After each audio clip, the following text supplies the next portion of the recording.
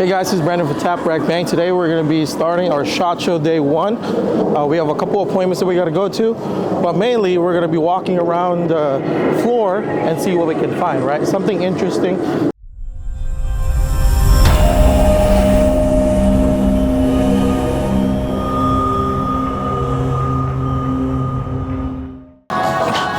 So coming back from the range day yesterday, it was extremely fun. Rarely do we get an opportunity to shoot multiple guns for free, right? A couple of highlights is the Vulcan Machine Works 2011s. I'm sure they are somewhere in California. There's a bunch of dealers that sell them in there. And then the biggest highlight for me personally, which a video we're gonna post later on, is the Genesis ARM fully automatic shotgun. It's kind of hard to beat as an experience, right? But yeah, absolutely amazing day yesterday. Lastly, I was able to shoot the Staccato Glock 17 compatible magazine, right? So that's pretty interesting, especially for a lot of the law enforcement in California. From my personal knowledge, some of them have policies that require them to use Glock 17 compatible firearms for interchangeability in their mags. So it's good to see those guys be able to use an awesome platform instead of being relegated to Glock, even though Glock's amazing. I'm not saying that's bad. Just saying Staccato is easier to shoot. All right, so now we're gonna go to the Holosun booth. We have a scheduled interview with them. We're gonna see what new products they have.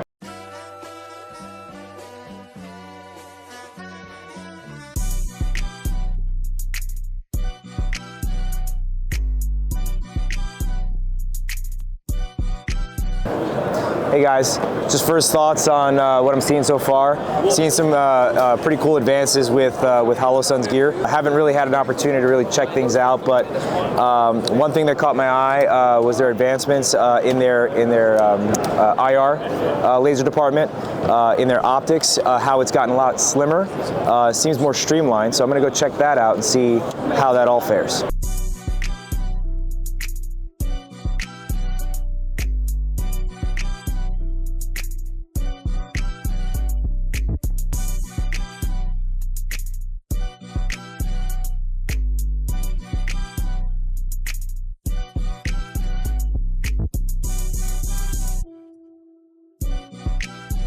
Hey gang, I'm Ernie here with Josh over at Holosun's booth here at SHOT Show. And Josh is here to talk with us about the product line and what's new and exciting from Holosun this year, 2025 SHOT Show. Josh, help us out here. Yeah, we have just a couple of things to be excited about this year. I think obviously the big one at the end of this year for us was the Iris series. We just launched the Iris Dash 3. Everyone's been freaking out about it online. They're a little hard to come by because stock is kind of, they're just selling incredibly fast, let's just say that. So to kind of round out the Iris family, we now have the Iris 1, 2, and 4. So quickly covering these, the Iris 1 is just going to be your standard single laser. If anybody's familiar with our LS series of lasers, these are kind of just the updates for those. We took basically all of the features that you guys love from those, put in some new stuff, and then just made the hardware and housing much more refined. These are just like incredibly lightweight and much more smaller than the LS series previously was. The coolest thing about it though is that we're now using the VCSEL for the IR illuminator, which is a really nice crisp illuminator. We're getting up to 60 milliwatts, so it's just a ton of power out there. So if anybody's using night vision, these are kind of, in my personal opinion, kind of the go-to option right now. I think it's going to be, we're going to continue with that with the new Iris 4. The cool thing about the Iris 4 is we're taking all the same stuff from the Iris 3, and now we're adding a white light option to it. You seeing a laser come out of this thing? Nope. Yes. ND, apologize. So for those flux readers, those PDWs, something like that, if you have an MP7, if you're one of those guys, this is a pretty good option to kind of just have everything you need all in one in a pretty small form factor. So. Do you know the output of the white light on the? Yeah, so it's going to be 20,000 candela with roughly 1,000 lumens. It's kind of like our PID flashlight series. We just took that, basically just matted into this, put an 18650 in there so you can run it forever and it's good to go. Awesome. The cool thing too is we additionally have both of the fire buttons are going to be located on the left-hand side, predominantly for the right-hand shooters, and on the back, I know we have two actual crane plugs, so you can run dual switches. It comes with a triple switch, so you have all those options with Viz override. You know, everything that you would need for it. I kind of personally like to run this without the switches on the back. Like, it's just nice to be able to have those tactile buttons. Just right there on the box. Yeah, because also too, like, that's where your slider is to control the IR beam pattern, so you can kind of zoom it in and focus it out. So everything being on the top, really close to the hands. With the way this hugs the rail, it just works great. But you have triple switches if you got like a long gun or something that you're trying to do stuff with, so you have options for it. So. And like you said, the switch comes with the Iris. Yeah, so the Iris 3 is selling right now for $899 MAP. And how much do you think the Iris 4 is going to go for? $999. You got it, $999. Yeah, we're hitting right at $1,000 with the switch included, so that's a good guess. Some people have been saying some crazy high numbers, so I'm happy you came in conservative. That's what we do over here, right? So let's finish those up. Basically, we just have our single lasers. The 221 is going to, the Iris 2 is just 2 lasers, Iris 3, 3 lasers, and so on and so forth. So Iris 3 comes with a dual pressure pad. The 221 comes with a single pressure pad, as well as the 117. So pressure pads for everybody, super easy, everything you need out of the box. So right on. To continue with kind of the IR spectrum of things, we have the new PID Pro. Okay. So this is kind of taking the same concept as the Iris 4 and refining it to more of a pistol size option. So holster compatibility is still something we're working on. This is very much a product in development at this point, but the cool thing about it is you're going to have white light, IR illumination. It's going to be an LED based illuminator, so it's just a really nice wide spill. You're going to have, and set in the center of this will be IR lasers and Viz lasers. So all in one unit, just an incredibly reasonable price point. I think these are going to be right around that $499, $500 price point, and just kind of offers some people some more stuff in like a more PDW compact, close range type of IR illumination situation. So, if I may, and you were talking about holster compatibility. Are there holster companies right now that that you're working with? So right now, basically, we kind of need to get the overall design form factor figured out. Okay, so it's not released yet. Yeah, no, 100%. Yeah, nothing on the table except for the Iris 3 is currently released. These are all going to be coming later this year. Got it. I'd say somewhere between Q1 and Q4 would be a reasonable time frame. So somewhere in 2025. Just roughly in that buffer zone. That's roughly when these are going to be coming out. They'll be out probably a lot sooner for some of these models, but it just kind of depends on where we're going to be at for the rest of the year with what we're making. So the cool thing about this one, and like kind of what we're still working on doing, is we maybe want to add a crane port to this. Okay. So if you do run it on like a flux or something, you can have a pressure pad on the other side instead of having to actually run the buttons. So there's still going to be some options that we have to figure out on this. But once we do, from there, then it goes to the holster makers, because nothing's worse than building a whole holster series and then we modify the housing. And you're like, what do we do all that work for? You got to get it right. Yeah, exactly. Do it right once the first time and be done with it. So and then, like I said, probably later this year, I think reasonably we'll probably maybe see these around Q2, end of Q2, summertime, but we'll see how it goes. So continuing with the flashlight series, we have the new PID-K. We had this last year, but we've refined it a ton since then. We've shrunk the overall housing. Now, holster compatibility. This now fits in a TLR7 holster, so you don't have to worry about it. Nothing's worse than buying a new flashlight and you got to get a whole bunch of new holsters. Everybody hates that. So now we've shrunk this down, and it does fit in the TLR7 footprint. There's still a little more work to do on this one. This one's still very much a prototype as well, but one cool thing about this that I really like is the fact that the mount on the top here has like a little sliding rail. So you can slide it basically to get it exactly where the buttons want it to be, or if you want it to be flush with the gun. In my personal opinion, nothing looks better than like a flush flashlight with the end of the gun. I think it looks awesome. So having the ability to adjust that is like super easy. This comes with a rechargeable battery, so it's an 16340 USB-C. You just plug it in and you're good to go. Additionally, the other thing about this is you're going to get roughly 800 to 1,000 lumens is what we're shooting for, and roughly 20 to 25,000 candela. So pushing quite a bit of horsepower out of a pretty small light. Just kind of continuing with giving some options at a reasonable price point is the big thing for this one. So that's, and that right there is your flush fit on something like your Glock 17, Glock 19. Yep, 100%. Yeah, I think the 365s, the X macros.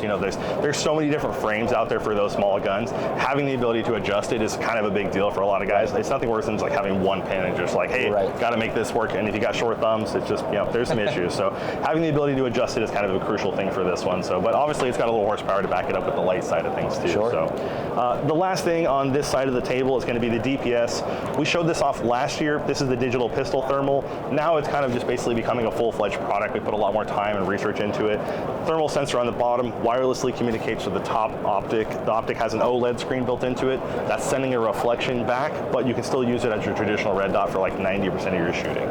So I think there's going to be a lot of guys that buy this simply because it's a giant enclosed 507C window size. Like this is like a 507 competition that's enclosed. But now it also has like a bunch of other bells and whistles, obviously, Price point on this, we're looking around $1,000. So I think by itself or combo? Combo together, yeah. So the whole unit. They need to be together. Correct. Yeah. It's a whole system that works together. You wouldn't really want to be able. You wouldn't be able to use one without the other. This light on the bottom actually does have little white lights built into it. Nothing too crazy. Kind of still figuring out where we're going to be at with the lumens on side of those. But one cool thing we did have this at the dark range day yesterday for our Zero In event, and it was pretty awesome because you could every time you would shoot the paper, you could see the heat from the edges of the bullet holes on the paper as it was passing through, and then you watch it cool down. So the sensor is very sensitive. I think this is going to be really cool for people who have like those fluctuators. I think this year is like kind of like a chassis year. Like with the RXM coming out. Like I think a lot of people are going to be building some really cool chassis stuff. Right. And this kind of system for a flux or a backpack gun, it's wildly cool. I mean, you have a red dot for 90% of your shooting, and that one time where you're like, hey man, what is that over there in the bushes? Click the button on and you can find out really quickly. Right, so right. just gives a lot of usability, but also a very cool thing nonetheless. Lastly, this is kind of a big rifle year for us, obviously this side of the table. We kind of went back and looked at some of the product lines that people know and love and have bought from us over the years with the 403 and 503 series, kind of tried and true optics at this point. We took those, gave them a facelift, added a couple more features, and now you have the new ARO, so the Advanced Rifle Optics series. Right. So the regular ARO is going to be coming in at roughly $159, so incredibly affordable, still fits that T1 footprint. You're going to have dot-only options or the multi-reticle system that you guys know from us. Cool new things for this year, we're actually going to have gold reticles as well as the green and red. So increasing. I saw that out there. Yeah, so the gold thing is kind of like I think it's like 1.5% of the population is possible to be yellow colorblind versus like red and green can be much more predominant. So the yellow just gives somebody those options if you do have a little bit of color blindness issues. How all-inclusive of you. Hey, we try to make options for everybody, So taking the ARO and saying, hey, how can we make that a little bit bigger? We have the ARO Evo, which is that's a 22 millimeter tube. This is a 26 millimeter tube. Right. So just increase the size. The cool thing about this one is that this actually now comes with an SPR reticle, so it's like a special purpose reticle. This has a BDC built into it with some range finding features. Oh, nice. And you can click and turn those on and off. So it's like that traditional 2 MOA dot with the 3 dots underneath it, ranging features, or the multi-reticle. It just has a ton of options inside of it. And all have night vision settings, right? All of this has night vision settings, right. Yep. The ARO Evo is going to be relatively affordable as well too. We're looking at that $199 price point. So 26 millimeter, big tube. All of those come with T1 style mounts. The mounts all new for this year with a nice cross bolt design. Super, super nice. No more QD. Kind of getting away from some of those things that people were complaining about on previous issues with mounts. Just refine the whole thing. So lastly, in the series for the new optics for rifles, we have the Ames and the Ames Pro. So the Ames Core, kind of the same optic that you guys have known and loved from us for a while. Right. We just updated the parallax inside of it, so now it's got a 50% better parallax. Wow. There's some issues with like some fisheyeing on edges and stuff like that. That's all pretty much solved. And the new series also now comes with a really nice mount. It's also like a new crossbolt design. It's still the same Ames mount, so if you got a Scalar Works or you got some aftermarket stuff, it'll mount on there, no problem. We're not going to reinvent the wheel again. Right. But it does have a new mount because that was one of the pain points from previously. The new Ames Pro is pretty awesome because it does now come with an anti-reflection device built into it, or you can just swap it out and run piece of glass if you want to. So we noticed, the 100 Concept guys making really cool stuff. Everyone's kind of getting into anti-reflection devices. I got to thank Dirty Civilian probably for making that video. And so we looked at that and we're like, hey, we got some space here. Let's see if we can add some refinement. So now that comes in the box with it. And you can take it on, take it off, or flip it on, flip it off. Correct. Yeah. So you just flip that down, and then if you want to put a piece of glass back in there, you totally can for protection. So gotcha. And then additionally, the ARO Evo series also comes with lens caps and a kill flash, but these are going to be sold separately. So like the package for this is like $199, and then we'll have the options to buy the caps and the anti-reflection device after the fact. Oh, okay, so it doesn't come with? It doesn't come with it, yeah. Okay. We will have options for it, but yeah, it doesn't come with them out of the box. Gotcha. Okay. Just wanted to keep the price point down for some of those people, and if you do want that extra thing, it's gonna be like they're 20 or 30 bucks. Like, it's not gonna be expensive. So very cool. The last thing on the list is going to be the new MP3X. So this is a 3X prism sight. We've actually showed this off like almost 2 years ago, I want to say. But that was the same time we were talking about the DRS series, and so everybody was kind of like, oh my god, the DRS. So this really didn't get a lot of attention. Yeah, this was in the shadows. Yeah, 100%. So this is a 3X prism. It's an etched reticle. Inside of it are a red and a green LED emitter. So basically you can pick and choose between what color you want the BDC to be. It's got a really easy to use BDC built into it, QD mounts, and it just, kind of our entrance into the prism side of things. We obviously have our 3X magnifiers, like that same glass kind of series. People really like those. Now just adding a little bit of an etched reticle option on there. Very nice. But yeah, that's kind of the product lineup in a nutshell for this year. We have some other stuff that we don't get too far in the weeds. We have some new titanium EPS series that are going to be coming out possibly, as well as some titanium 507 comps. So we know you guys out there love the 507 comp series, especially the EPS series, offering them a titanium, just a little bit extra durability if that's something that you're into. But I will tell you, they are quite heavy. The titanium versions are quite heavy. So now, as far as all these things, yes. Now, this might be Josh talking, but what are you most excited about as far as all these things? Like, are you excited more about the IR? Are you more excited about the rifle optics, pistol optics? I would say right now for me, I have spent a lot of time and energy really focusing on the IR side of things, interacting with the community of the night vision guys, just getting in there, figuring out what their pain points are, what they're looking for product-wise. And I think that trying to really get a good beat on what everybody wants right now and then integrating that into the Iris series, with our feedback and development process, I think for me that's been like a really fun project to see come to fruition. But at the same time, like, my goodness, it's hard to make everybody happy, and everybody wants is maxed out settings on everything. But I think the Iris 4 for me is probably one of my favorite products for this lineup. I mean, the ability to have white light, lasers, the whole laser package, all built into a relatively small form factor. Tate's an 18650. I'm just like, man, this thing is going to be great. Like, there's a lot of rifles where I'm like, man, I really don't want to spend another couple $100 on a rifle light and get all the mounts and stuff, trying to get everything set up. So this all-in-one is kind of like just going to be pretty awesome for me. The Iris 3 is like by far, the past year of time that we spent the most working on, and just the results of it are just awesome. So I would say those two are probably like my favorite. My last one would probably be the Evo series. I don't know, the bigger window on those, I'm just kind of really liking it with that SPR BDC reticle in there. It's super easy to use. So those are kind of my three right now. You find that for you, the bigger tube allows you to find that dot faster? I don't know. I mean, maybe. I really don't think that that's the case. I think I just like the way it looks when you pair it with a magnifier. Like, it all looks very like kind of similar size on the rifle. Just kind of beefs it up a little bit. That makes sense. Realistically, I mean, you shoot with both eyes open anyway, so it doesn't really matter too much on having a bigger tube or not. But I mean, having the BDC reticle built into it, that's for me kind of where I'm like, okay, this is actually somewhat useful, because you put a 3X behind there and it's like 2 MOA and then 1 MOA dots that go down, and it's like, man, it's just so easy. So gotcha. All right, awesome. So yeah, that's us for this year for 2025. So I appreciate you guys stopping by to come check out all the new products, man. We got a lot of cool new stuff. Absolutely, and thanks for having us. Thanks for explaining all this stuff to us.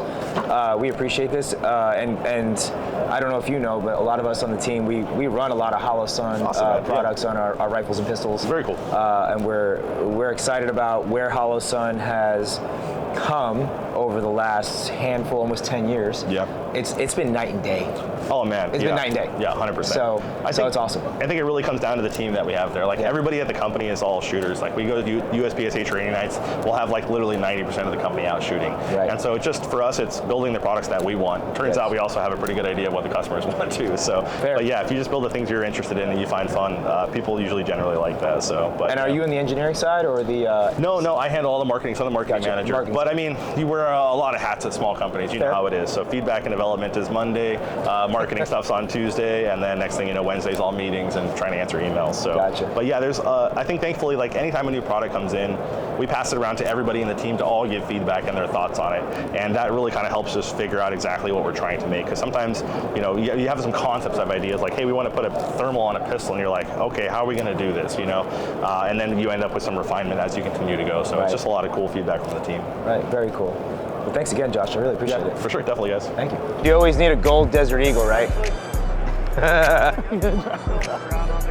There's couple models in there, man. Is that a saw? Saw the 240. Saw looks a lot different than when I had it. If he touches it, gets PTSD.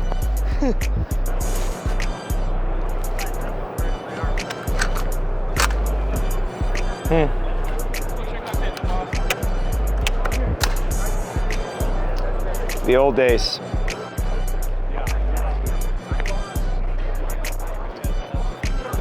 At first, I had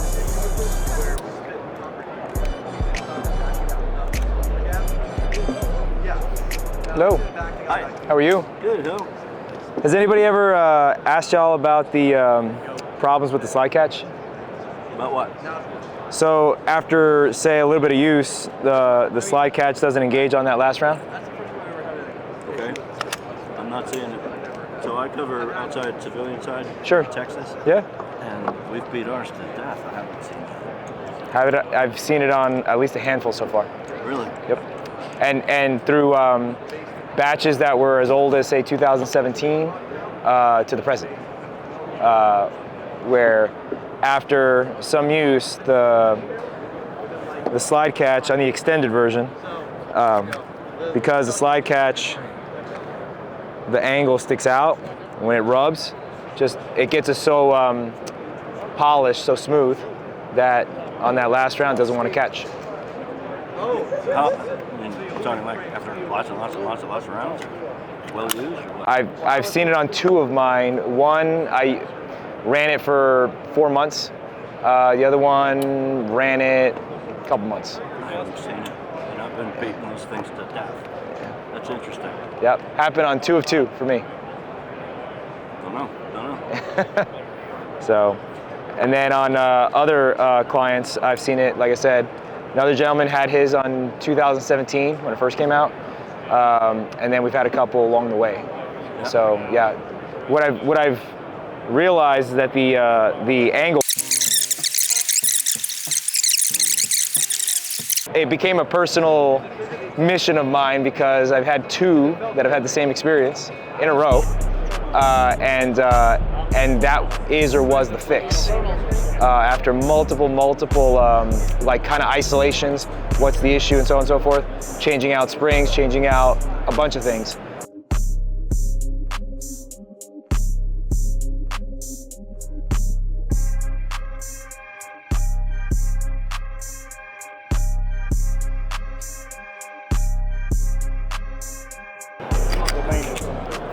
So a couple things about the VP9 now that it's on the California roster.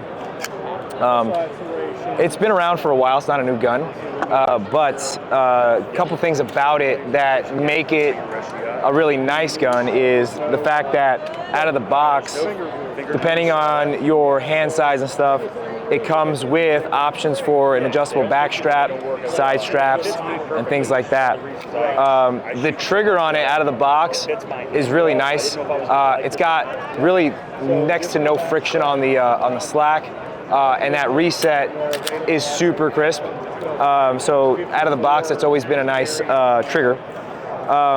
The slide, for those that maybe have problems racking the slide and strength issues and things like that, the winged serration on the back of the VP9 slide makes it really easy to just get a grab on it and rack that slide. One thing I've always liked about the VP9, which when it came out, it was one of the few models of pistols that had an ambi slide catch. So that was always something that caught my attention, being a lefty. But now, with a lot of companies making ambi slide catches, that's not as prominent. But otherwise, it's a really nice gun. I've run one for quite some time. The only thing that's a little weird about it is the mag release. Mag release, unlike most other guns, you push a button inward. This is a little lever that you got to push down. So if you see here, this lever has to be pushed down to release that mag. So that's something that it's going to take a little time to learn. One thing that has benefited me, being lefty, and all my mag releases are on the wrong side for me, I've always used my middle finger to drop the mags. So it actually doesn't make much. Instead of pushing, I'm just dropping down a little bit with my middle finger. So it's actually been an easy switch for me to do that. But otherwise, really good gun. Optics cut on the California model. Well played, sir. Okay.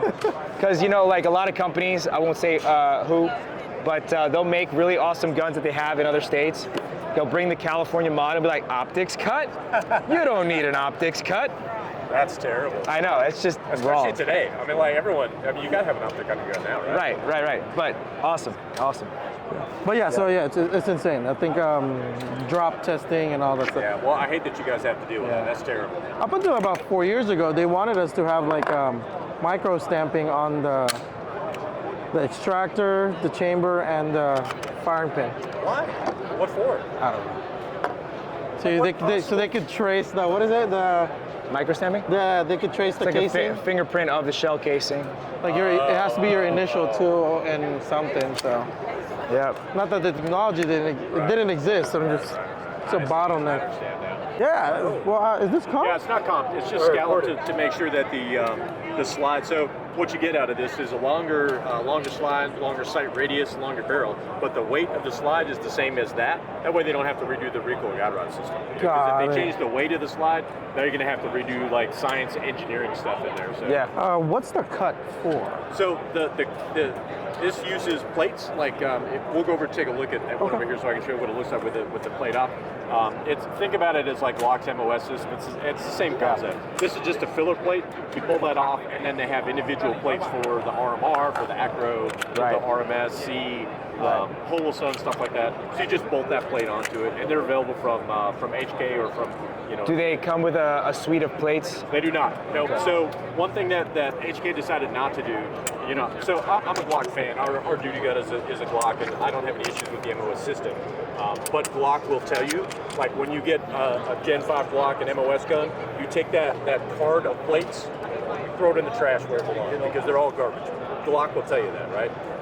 Aftermarket plates like C&H, Ford Controls Design, they make good quality plates, and that's what we all use if you're mountain optics, for real hard use. Right.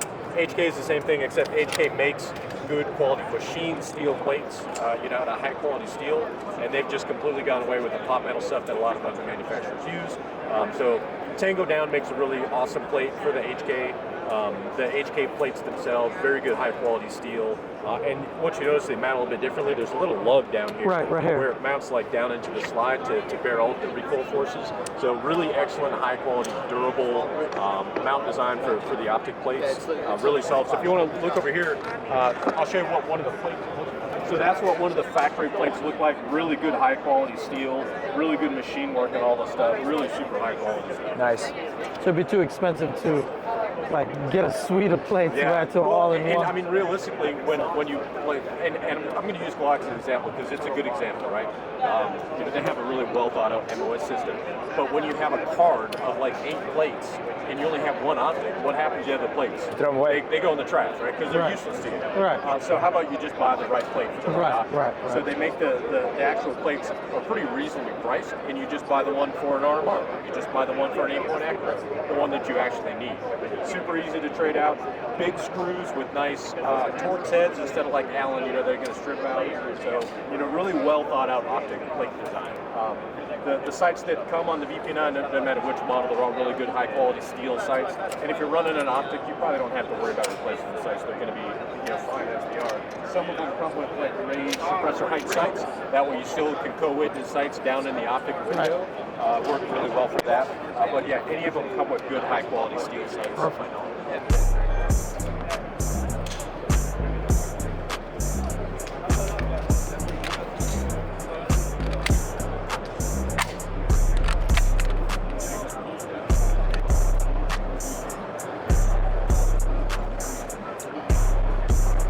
Alright, let's see what these guys have.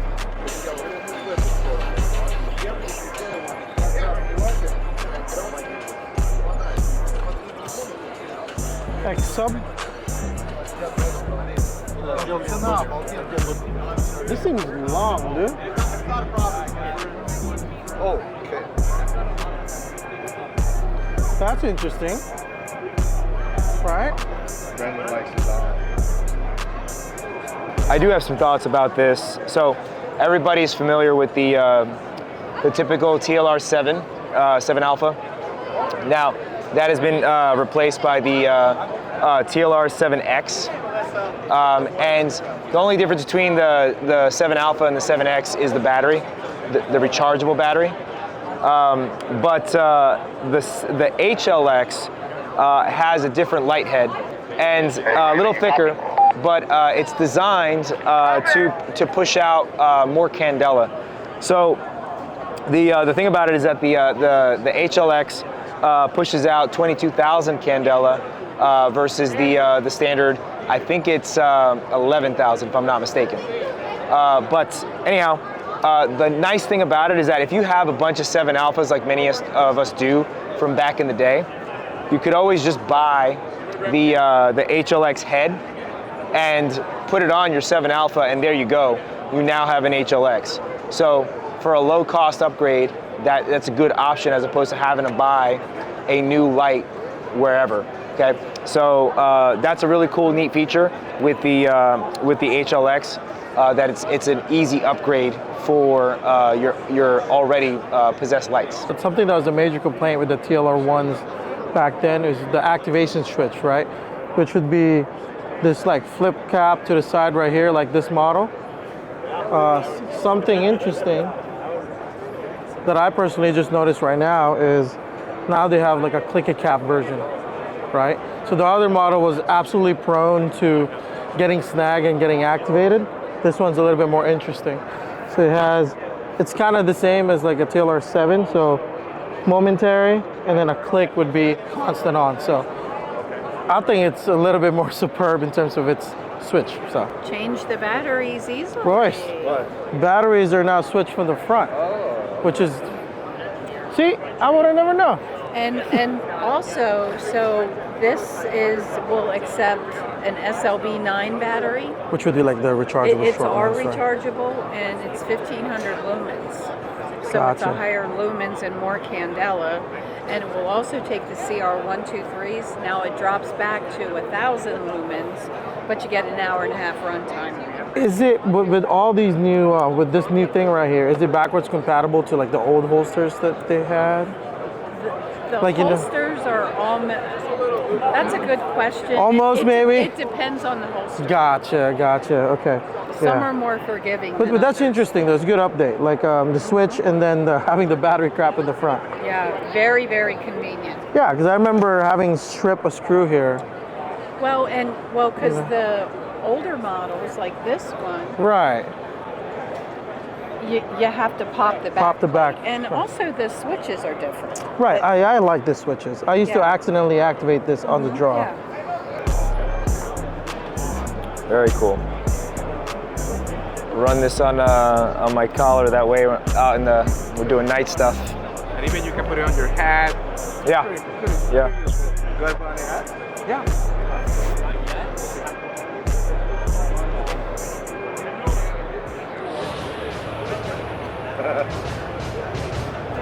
All right, so we noticed that it's a little higher now, right? In a sense, you guys been updating it. We're making a running change to the patterns so that there is sort of a happy middle ground.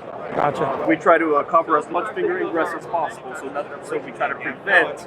We'll never fully prevent it, but we try to prevent as much as we can any foreign objects or fingers or anything from getting in. It does look more sealed, though, to be honest with Correct. you. But what we don't want to do is impact the actual shooting grip or the reholstering.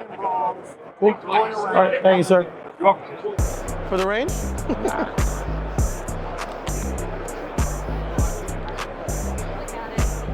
You can paint RSO on the side of it. What? Paint RSO.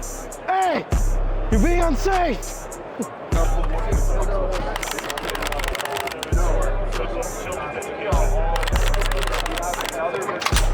Sorry, brother. That's awesome, dude. Take a look at this, though. The rubber. Is it? Yeah, to seal it.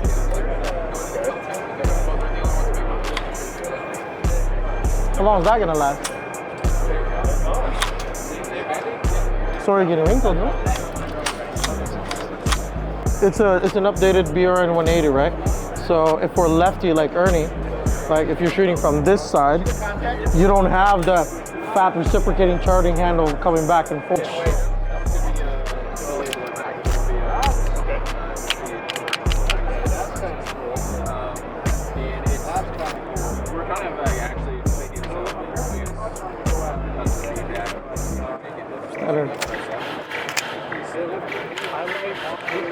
That's good. External extractor right here. Yeah. 'Cause my extractor's like comes in the back right here, you know. Oh, we'll see.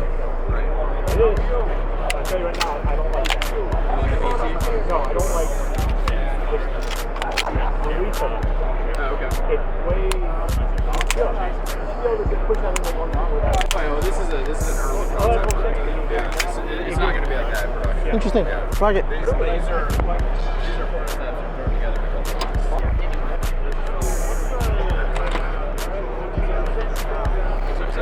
We're looking at a summer launch.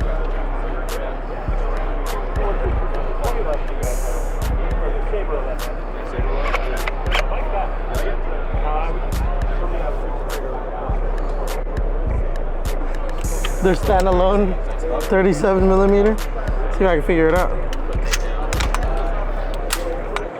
Smoothbore? Okay, smoothbore. So there's this new product. I think this one's universal one. It tapes to the bottom of your, I think this is a Glock mag. So press this corner, rock it in.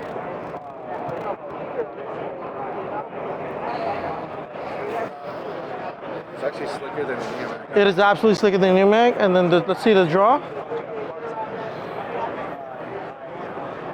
It's nothing. Just add to the bottom. Interesting. Ready? Well, that's perfect. That's sweet.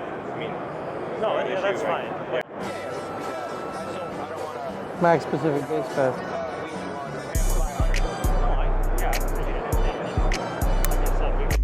Real nice. Nice. Can't afford that, bro.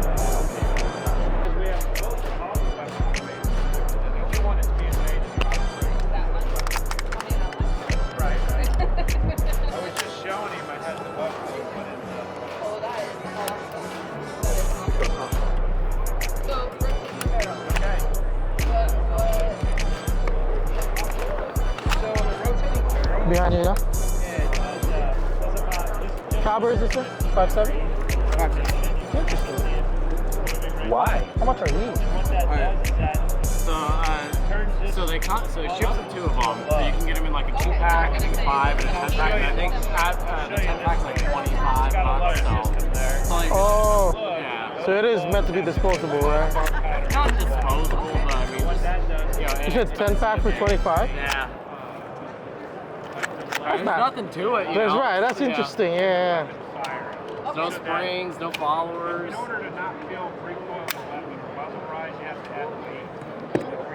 What happens when like you had only shot like 2 and you want to like unload it? You got to do what I just did, right? You can either do that or Mag dump. You can do a mag dump, or say, let's say there's, a couple rounds in there, you want to get it out. What you can also do is, make it go forward, and then you just push your trigger forward, slide comes off. A lot easier to get access to that round to get it out of there. That way you can just take, Double feed issues, like, would be the same issue thing, right? Let's take it out, I guess, from the... Double feed, lock it back. When you lock it back, it usually fixes all of its issues that we've seen so far. Gotcha. So. Interesting. Oh, sorry. If I can ask, what was the motivation behind this concept? So, from my understanding, it was more based on concealed carry. That's why we went for a thinner grip, no magazine. It cuts down on the width. I mean, the widest point on this is 15/16 of an inch. Sat right about here. The rotating barrel to help lighten everything up, because 5.7 is more based on blowback systems, and with that rotating barrel, we're able to keep it 40% lighter, easier to carry. It's going to be something that people want to carry. It's not heavy. It doesn't imprint a lot. Yeah, that was the main thing that we were thinking. Got it. And how many rounds of 5.7 does it? It holds 20. 20 plus 1. It's interesting too. She's like, this is what? Like, how many of these? 2 of them? Yeah, just 2 of those, and it comes with 2 in each box. It comes with the optics adapter, all for MSRP of $399. 20 rounds of 5.7 and that small thing right there. Yeah, and like that don't feel like it should hold 20 rounds. This does not look like it holds 20 rounds. Right. 20 rounds of 5.7.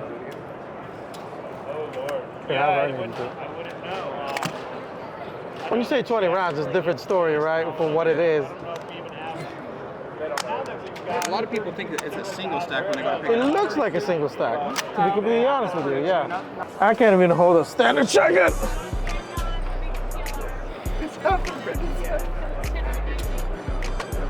I'm kidding. Shoulder.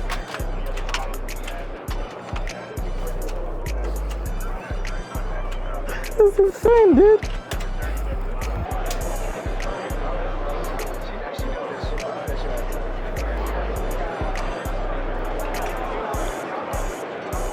if this is the exact model, but they have one of these comp ones. Hey, look at the California comp model, bro. Fixed compensate? Yeah. Is it on the list? On the list. It's a better trigger than a Glock. Grip feels better. Than a standard Glock. Trigger feels a little bit more responsive though, right? What is that? It's not necessarily like a Timney, but it seems a little bit more refined. Yeah. See, so the MSRP on these are $1,100 to make the ES, but to make a Gen 3 Glock into this though would mean more money, right? The stippling, the compensator, the optics cut. I would like to see ambi freaking slide catch. It's a Gen 3 Glock, so. Again. Why, Shadow? Why? Like, you could have made an ambi slide catch.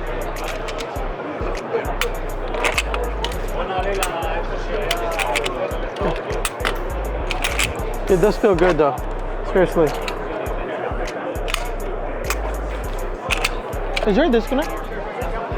Mag disconnect? I wonder how they did it.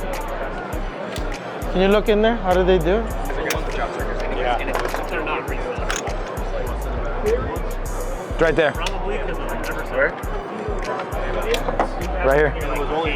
It's this. So it's right in between, it's by the trigger. So in between the void of the trigger, this silver piece right here, all you'd have to do is pop out the pin, pull this out, and then you're good. But this is easily removable. Oh, there it is. So you got a pre-stage, it's got to be right above the belt. Is it sitting right here, no? Yeah, it's sitting below the belt line. Dude, that gun has to be so small. What you Yeah, because if you see when people have like the signs, they try to pull it, catch it on the belt. So, HK, lowers. If you don't have it, and it'll run the thighs and bicep as well. Here you go, sir. Thank you, sir. Check out that bison. Yeah. Thank you. Mag's fitting a little tight right now, but So the lower is proprietary though, right? No. yeah, this is the lower. Gotcha. But that's the same upper as on all the other Right. the other guns. Even the bullpup, same upper. Because I have an MP5 lower right now Yeah. for the Mat 9. You did a video, didn't you? I did do a video for you guys. Of course, absolutely, man. But this is cool though. Yeah. It's gangster. It's straight gangster. Yeah, we did a video. We did 55 rounds. this like an MP5 version of it. Yeah. How do you load this Bison mag? Like this. Got it. Just drop it on. Interesting too. You guys have any models of the upper coming out soon? The new ones? I know it's 16 inches. We got the 16-inch. In between us, we have the. We're actually thinking about configuring it so we can attach this to a Stizen variant. Is it, man? This is your prototype, right? For a chassis? It's similar to a Flux, yeah. They were actually talking to us about integrating into theirs, so this is our little like, hey. Similar to a Flux, but it's available? Similar, but dodges all the patents. Yeah, I feel like I've been waiting for a Flux for a while now. Yeah, especially for a Glock style. Everything they do is SIG compatible, so we try to. So how does this work? Is it just like a So we have the modular fire control unit. So this modular fire control contains unit? all the parts. So we have the grips, like the one that they were messing with over here. But that's like the pistol grip, and then you can just knock out 2 retaining pins if one's covered. Then you can take the slide and everything out of that, drop it into a grip, get it in place, and just rock and roll. Thank you, brother. Ernie, modular lock. Switch grips all anytime you want. So it's like a drop-in. Is that like an FCU? It's like an FCU for a lock. Let me see. Here it is in the pistol. He's dying, but Yeah. he'll live. Everybody's voices are going out already. So yeah, So- same receiver. So you knock out these two pins, pull that whole thing out, drop it in here. Wow. Right, that's interesting.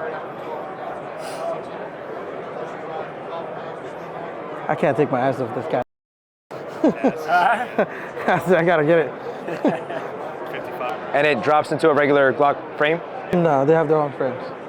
but they could drop into a Glock frame. Not a standard Glock frame. So the magic there is we've taken like the serialized features and put them into that metal frame. So the grip module is now unserialized, and you can just buy them, have them shipped to your door, made them up with your receiver.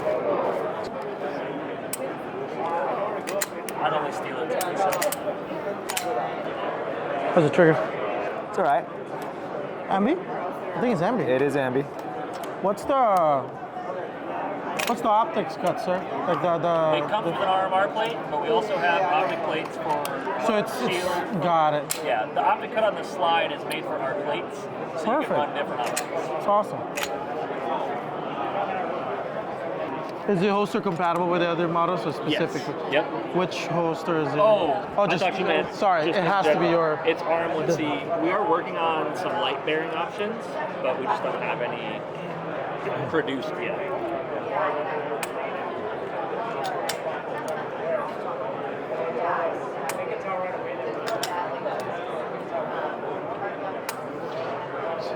Pretty positive reset on the trigger. Not gonna lie. Oh my god. What's your problem with this? All right, honest opinion, go. All right, honest opinion. Trigger's okay. The mag release. It's sensitive. Mag release is tight on one side. The slide catch, even with the mag out, is difficult to drop. Stiff. Everything is stiff on this thing. That's what I'm seeing. I don't know. I mean,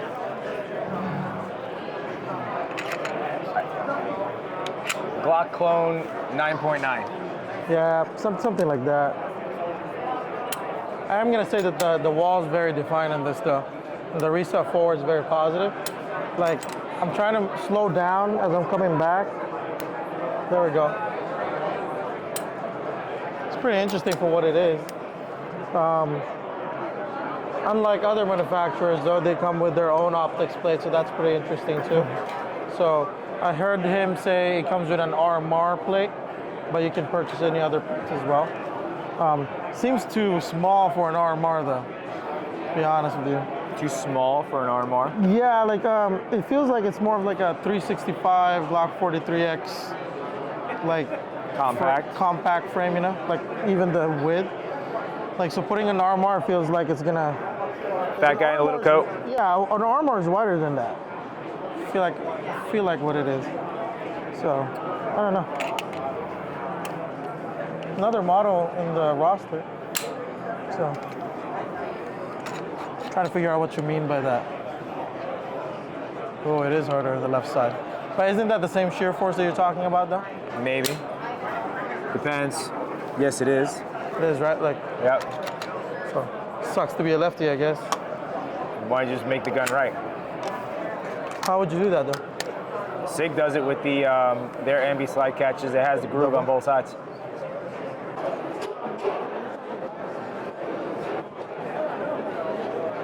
So rubber. Then you see that small dot here. Yeah.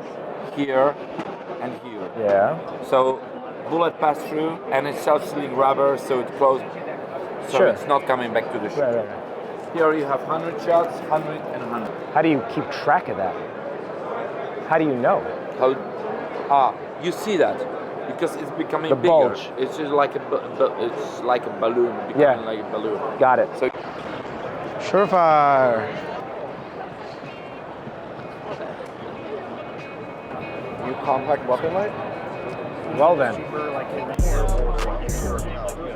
really going to get a feel. That's so they're recording a pair call, and then What's up with that? you'll still get credit for that sale. The Surefire. What does that mean? Took them long enough. It took them long enough, right? I have no idea what this is, but yes. How many times have you been out of that? Oh, what? I'll check that I don't. So, 1 second. Thank you.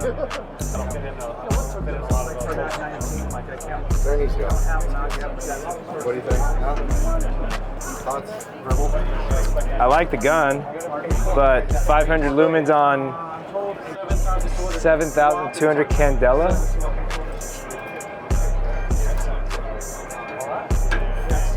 Streamlight has more power than that.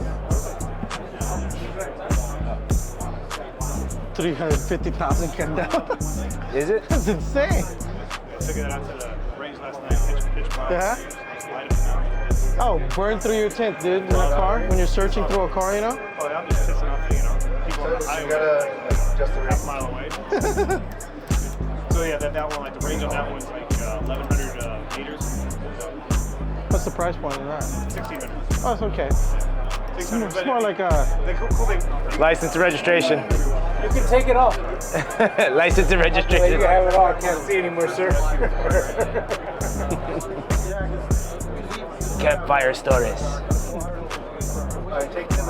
That's not how you do low light training. That's not how you do low light training. You can feel the heat, dude. You can. Sorry, can you do that again for the kids? Yeah. All right. Let's push it down. Then to reset, just push it back. There's no way for you to accidentally push it out, though, no? Oh, you can. See, You can. You It's can, easily... You can take it out, but then you just pop it back in. That's it. And it comes with replacements. And then so when these wear out, say you have a gun here and it's wearing down a little bit, you just pop it out, and then one day it'll rebound completely. And then if you turn it, you'll have a new angle, so you won't even need it. Gotcha. So it's good to go. Are you able to retrofit this into the current older No, not right models? now. It's only available in 3 models: the 1700, 1720, and 1750. But we're going to expand it to more. Right, cases absolutely. as things go on. Like a pistol case in our vault line. That's interesting, man. Oh, so it's not easily. You can't just like drop it in. So you remember that Dana as a kid, the nails, just like that, same format. What? His name is Pin Impression. Pin Impression. Nobody knew that. Thanks, man. But see, here's like a nice clean look. You want to get a picture of that? Right, so interesting. That's awesome, man. Simple, but a game changer. Yeah, absolutely. I mean, gone are the days where like you're taking those little square boxes and taking them out, plucking the cubes out, right? The wrong cube. Right, you're done, yeah. Sorry, no, there's a new optic that they released in coordination with Glock, so I'm trying to find where that is.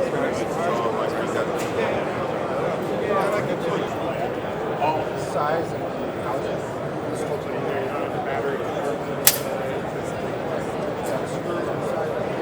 Is this the new one, right, sir? that's the color. Excuse me.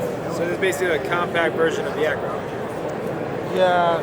Basically the 5. So what's the cut? It's a little bit different. That is the A cut. It's a new cut that we made for the. So it's specific for this optic. Correct. Can't buy it separately. You gotta buy this combo right now.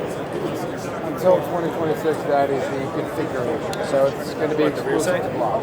So they're made for a Glock. Yeah. You can't buy the optic by itself.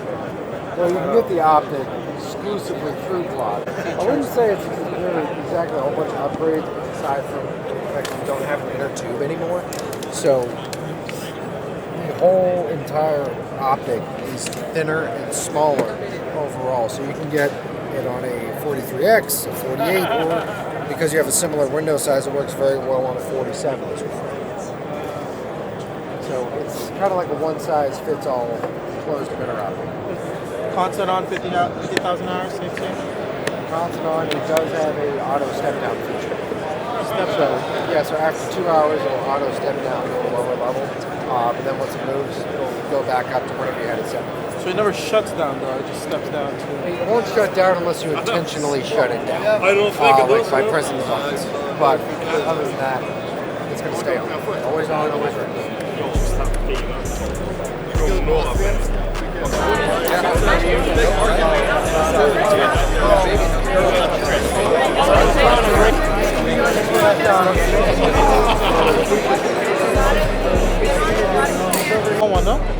Yeah. Very popular, man. Absolutely. Ernie needs a hand sanitizer. 2011. You ever feel like fighting for Rhodesia again?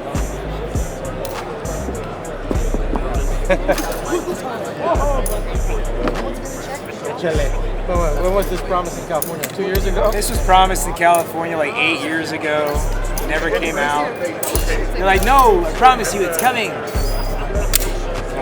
Thought it was Arion. These guys are always cool.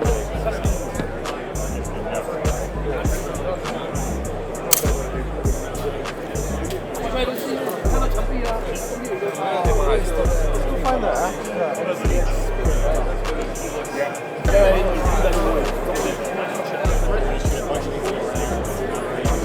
Yeah. You want to lift it up? There you go. Support weapons. Like, it's all just so short. What are you doing?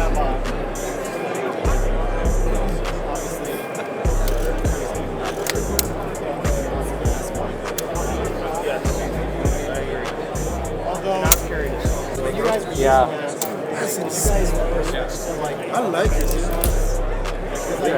like, there's a lot of different rounds. I don't know how I feel about these, but like, you guys never. Because I heard that the. Come on, tell me that's not satisfying. Andy, pull it back over here. It only comes in video on photo. Is this the contract on this? Oh, I should have read that. That's an actual 6.8 SVR with 13-inch barrel. The only thing missing is the suppressor.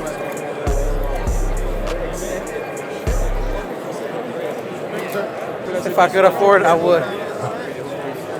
If I could afford, I would. Especially with the lower that I have. Does this fit on this one? Too short, man. You are too short.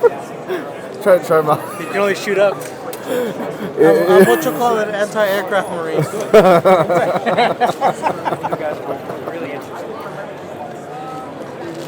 Lock the bolt back just like an AR. Just remember, this is just an AR lower receiver.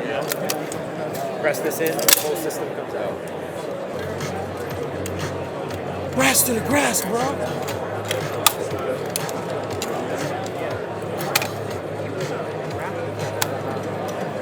Man, let's one of those, dude.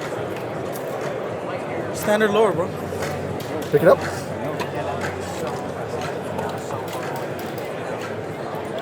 You like the Raptor? I do, sir. But ultimately, with the Raptor, what we've done is we've sort of streamlined the design, made it a little bit more approachable on the starting price point, basically. Whereas the MSRP of the MCR starts at $63.99. This one actually starts at $5K. So we've basically removed things that a lot of customers aren't using, but they were actually previously paying for. So in this instance, a lot of folks want us to make it more affordable, and that's what we did with the Raptor. So things like the iron sights, things like the quick change barrel handle, and one of the nice things about the Raptor is that you can upgrade all of the components on the Raptor to match that of the MCR if you want to, exactly, over time or as you need. Is it worth the $1,000? I think that's based on user preference, right? So it's like, what are you trying to do? If you just want to get the most affordable belt feds on the market, period, bar none, this is the way to go. But if you're going to be, maybe a hard use environment, we have a lot of customers that run machine gun rental fleets and stuff like that.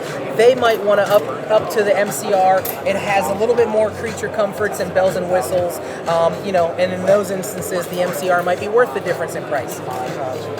Especially with, you know, all the force receptors coming back. Exactly right. All Yeah. legal now, so yeah. it'd be All of pretty our. interesting. Yeah, absolutely. All of our uppers ship with a full auto profile on the bolt carrier group. So for customers running M16s or other fire control groups, you know, that are aftermarket, they have that option for sure. But so this doesn't have a quick change barrel system. No, it does. Yeah, it absolutely does. That's why I say mechanically it's the same, right? So still feeding from the belt or feeding from the magazine. In this case, we have here our mag adapter. The mag adapter is just an aluminum billet block that clips into the lower receiver and allows you to clip in your saw pouch. In this case, you got a 100-round saw pouch. But again, the MCR and the Raptor, like we have here, feed from the magazine. But they give you that ability to feed from the belt. So when that belt is clear or you need to swap out your barrel, you lock the bolt to the rear, depress the plunger here, and then you can pull the barrel straight out the front. So just like that, you can do a barrel change on the Raptor, and it's the same exact procedure for the MCR product of ours. So the MCR and the Raptor, like it, operate from a short stroke gas piston mechanism. So what you saw there was the end of the op rod. So the gas piston and the regulator assembly is attached to the barrel assembly here. So there's a piston in here, but what you saw was the op rod, and that's what, you know, obviously is acting upon the short stroke. Now we're locked in. Thank you, sir. Yeah, of course, man. Yeah, it's the lightest belt-fed machine gun in the world. You know, so if you're after something lightweight, compatible with your AR-15 accessories, you know, sort of optics-ready format, and belt-fed, this is a primary ticket for a lot of folks. All manufactured right in our factory in Melbourne, Florida. So that's where we're based, on the east coast of Florida there. Thanks, sir. Yeah, of course, man. Thank you guys for stopping by.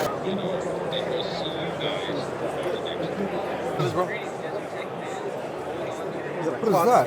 Quad stack or something?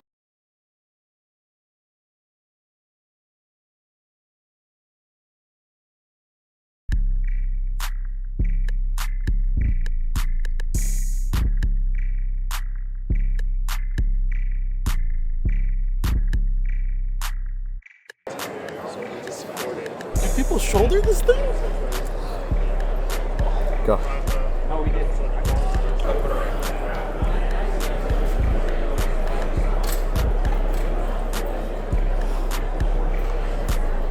Okay, yeah, I'll look Hey gang, just finished up here, day one of SHOT Show. Pretty exciting day, saw a lot of things, a lot of information, a lot of booths, as we all know, out there. So saw a lot of things that were pretty intriguing. Particularly saw some things like, for instance, revisited the Springfield Armory booth with regards to the Echelon. That's always fun to see. Also visited our folks over at Surefire and Streamlight. Saw some interesting things there. And then things that I kind of saw that wasn't really excited about was the regurgitation of the Glock line. Not that anything bad about Glock, but there's Glock, and then it's like, it seems like there's clones and clones and clones of Glock, but there's that. Anyways, a lot of good things to see here at SHOT Show. There's more to see, there's more to do. I'm excited about the rest of the week, where we can focus on things for our range and what's ahead for us as a company. So stay tuned for more, and we look forward to sharing more information later in the week. If you think all gun laws are an infringement and you live behind the enemy lines in the People's Republic of California, then check out our Unconvicted Felons t-shirt. We came out with this t-shirt design for you, where most of us are fed up with the situation here in California. So check it out. Check out our website. Awesome t-shirt coming at you, and our new line of 2 arms, where it stands for 2A Rights Matter. So check out our new t-shirt and help us feed our dog.